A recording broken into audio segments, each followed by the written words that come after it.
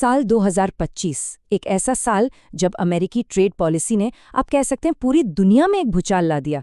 आज हम इसी कहानी को समझने वाले हैं। आखिर कैसे एक फैसले ने ग्लोबल मार्केट्स को हिलाकर रख दिया, कैसे कानूनी लड़ाइयों का एक सिलसिला शुरू हुआ, और सबसे ज़रूरी, इसका असर हम जैसे आम लोगों पर क्या पड़ा। तो चलिए इस पूरी कहानी को परत दर परत खोलते हैं। तो ये सब कुछ शुरू कहाँ से हुआ? एक बड़े ही चौंकाने वाले आइडिया से। आइडिया ये था कि टैरिफ, यानी जो सामान इंपोर्ट होता है उस पर लगने वाला टैक्स वो इनकम टैक्स की जगह ले सकता है। सोचिए जरा। और ये सिर्फ कोई हवाई बात नहीं थी। यही वो सोच थी जो उस एग्रेसिव ट्रेड पॉलिसी की नींव बनी, जिसने आगे चलकर पूरी दुनिया में हलचल मचा दी। तो सवाल उठता है कि इस पूरी पॉलिसी के पीछे की सोच क्या थी। आखिर कोई भी सरकार इतना बड़ा, इतना रिस्की कदम क्यों उठाएगी? इसे समझने के लिए हमें उस एक प्रॉब्लम को देखना होगा, वो प्रॉब्लम जिसे ये पॉलिसी हल करने की कोशिश कर रही थी। देखिए, एडमिनिस्ट्रेशन का जो मुख्य लक्ष्य था वो था ट्रेड डेफिसिट, यानी व्यापार घाटे को खत्म करना। उनकी दलील बड़ी सीधी थी कि जब कोई देश दूसरे देशों से खरीदता ज्यादा है और बेचता कम है, तो वो अपना पैसा और अपनी नौकरियां दोनों देश से बाहर भेज रहा है, और ये चीज जाहिर है इकोनॉमी को कमजोर करती है। अच्छा, तो इरादा तो साफ था, पर सवाल ये था कि इसे लागू कैसे किया जाए। देखिए, इसके लिए एडमिनिस्ट्रेशन ने कांग्रेस की मंजूरी का इंतजार नहीं किया। नहीं, उन्होंने दो पुराने कानूनों को, आप कह सकते हैं, धूल झाड़कर बाहर निकाला। पहला था IEPA, जो नेशनल इमरजेंसी में प्रेसिडेंट को खास पावर देता है, और दूसरा सेक्शन 232, जो नेशनल सिक्योरिटी के नाम पर टैरिफ लगाने की इजाजत देता है। और बस यही वो कानूनी हथियार थे जिनसे ये पूरा खेल खेला जाना था। तो चलिए अब सीधे चलते हैं उस दिन पर जब ये सब कुछ हकीकत बन गया।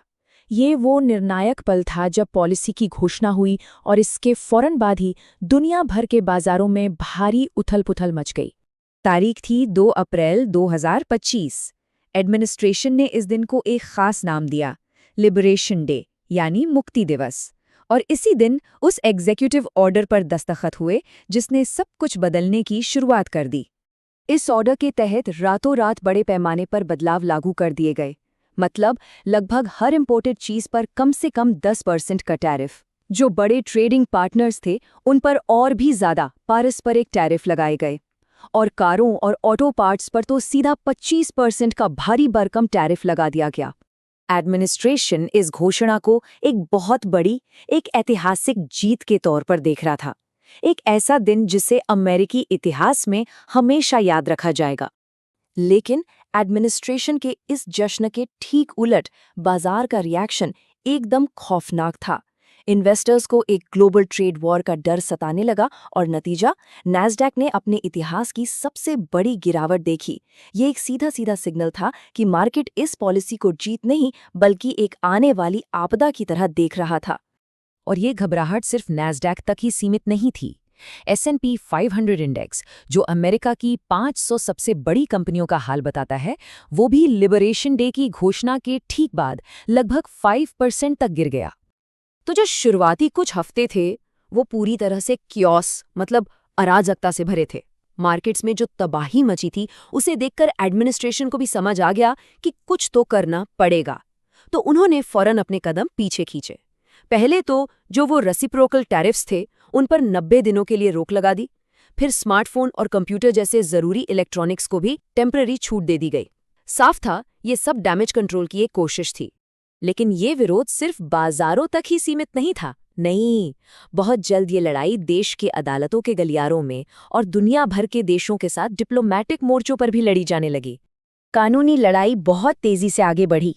अदालतों का मानना था कि एडमिनिस्ट्रेशन ने अपनी शक्तियों का गलत इस्तेमाल किया है। पहले कोर्ट ऑफ इंटरनेशनल ट्रेड ने टैरिफ को गैर कानूनी घोषित किया। फिर अपील कोर्ट ने भी उस फैसले पर अपनी मोहर लगा दी। अब सबकी नजरें देश की सबसे बड़ी अदालत सुप्रीम कोर्ट पर टिकी थीं। अब अगर इंटरनेशनल फ्रंट की बात करें तो वहां एडमिनिस्ट्रेशन की स्ट्रैटेजी दोहरी थी। एक तरफ UK और जापान जैसे 8 बड़े देशों के साथ बातचीत करके कुछ समझौते किए गए, वहीं दूसरी तरफ कनाडा जैसे सबसे करीबी सहयोगी के साथ तो ट्रेड नेगोशिएशन ही खत्म कर दी गई और स्टील और एल्यूमिनियम पर टैरिफ बढ़ाकर सीधा 50% कर दिया गया। तो अब हम इस कहानी के आखिरी पड़ाव पर पहुंचते हैं।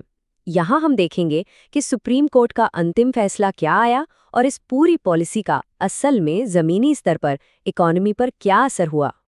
और फिर वो दिन आया, 20 फरवरी 2026। सुप्रीम कोर्ट ने 6 के मुकाबले 3 वोटों से इस टैरिफ पॉलिसी की कानूनी बुनियाद को ही गिरा दिया। अदालत का साफ कहना था कि IEPA का इस्तेमाल असंवैधानिक है, जो कि एडमिनिस्ट्रेशन के लिए एक बहुत बहुत बड़ा झटका था। ये पूरा साल अमेरिकी टैरिफ दरों के लिए किसी रोलर कोस्टर राइड से कम नहीं था। जरा सोचिए, साल की शुरुआत में एवरेज रेट सिर्फ 2.5% था, जो अप्रैल में उछलकर 27% के शिखर पर पहुंच गया और फिर कानूनी लड़ाइयों के बाद गिरकर आखिर में 9% पर आकर रुका। क्या उतार चढ़ाव था। अच्छा, इस पॉलिसी का एक बहुत बड़ा और सीधा नतीजा सरकारी खजाने पे पड़ा। टैरिफ से होने वाली कमाई ने तो जैसी आसमान ही छू लिया। 2025 में सरकार ने $287 बिलियन का रिकॉर्ड रेवेन्यू इकट्ठा किया, जो पिछले साल के मुकाबले कहीं ज्यादा था। ये आंकड़ा इस बढ़ोतरी के पैमाने को दिखाता है, 192% की जबरदस्त वृद्धि। वाकई एक असाधारण उछाल। लेकिन यहीं पर इस पूरी पॉलिसी का असली इकोनॉमिक पेच सामने आता है। हाँ, ये बात सही है कि सरकार ने $287 बिलियन का रेवेन्यू कमाया, बहुत बड़ी रकम है। पर सवाल ये है कि ये पैसा आया कहाँ से। ये पैसा कहीं और से नहीं बल्कि आम लोगों की जेब से आया। इसकी कीमत चुकाई अमेरिकी परिवारों ने, जिन पर औसतन $1500 का एक्स्ट्रा बोझ पड़ गया। लेकिन अगर आप सोच रहे हैं कि सुप्रीम कोर्ट के फैसले के बाद ये कहानी खत्म हो गई, तो ऐसा नहीं है। एडमिनिस्ट्रेशन ने हार नहीं मानी। उन्होंने फौरन एक दूसरा रास्ता खोज निकाला। 1974 के एक पुराने ट्रेड कानून का हवाला देते हुए उन्होंने एक नए 10% टैरिफ को लागू करने की अपनी मंशा जाहिर कर दी। तो आखिर में ये सब हमें एक बहुत बड़े सवाल पर लाकर छोड़ देता है।